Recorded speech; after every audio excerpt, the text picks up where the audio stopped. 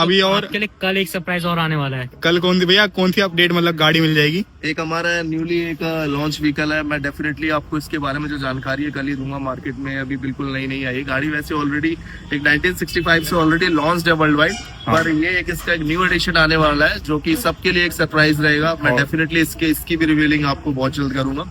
Delivery भी कल है उसके साथ? डिलीवरी नहीं है उसकी कल, पर अभी तो कल तो फिजिकल लॉन्च ही है गाड़ी का। अच्छा। तो उसकी भी मैं आपको जानकारी भाई गाड़ी कल ही लॉन्च हो रही है वो।